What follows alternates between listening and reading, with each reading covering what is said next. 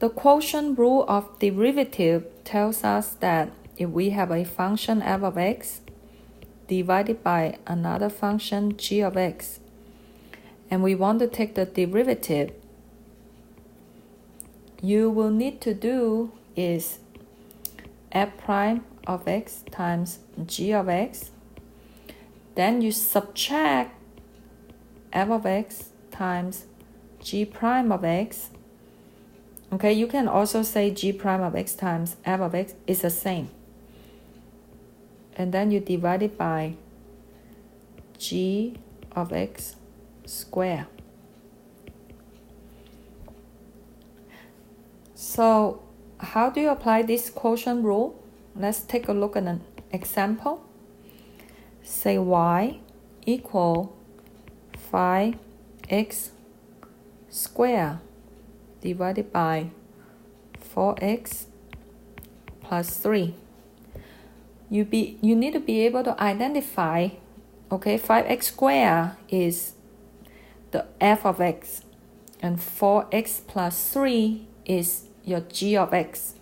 So we can begin, okay, so y prime will equal derivative of the first function. Okay, so I can use maybe this 5x squared. The derivative is 5 times 2 times x to the first power, so it's 10x. You multiply the derivative of the top times the bottom function 4x plus 3. Then you subtract the top function 5x squared times derivative of the bottom. So the bottom function is 4x plus 3. Its derivative is just 4. Okay, then it's all over the bottom function 4x plus 3, then square. You can leave it this way, and it's not necessary to simplify, but you can simplify if you want. Now, how do I apply the quotient rule to, let's say, this function, 1 over x to the third power? You need to think carefully. Is it necessary to apply the quotient rule when you can apply the power rule, right? Because what is the derivative of x to the negative 3 power? Because it's the same as x to the negative 3 power. It's just negative 3 times x to the negative 4 power.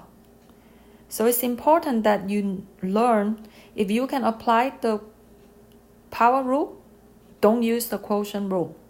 If you can apply the product rule, don't use the quotient rule, because it's getting more complicated. Okay? So it's important that you know, can you apply the product rule first or the power rule first before you have to introduce this more complicated quotient rule? And it's very important that you notice where we need to take the action. Okay, we need to take the derivative of the top function times the bottom function, and then we subtract, not add, the top function times the derivative of the bottom function. And then you have to square the bottom function or the denominator. So it's important that you keep track of these operations.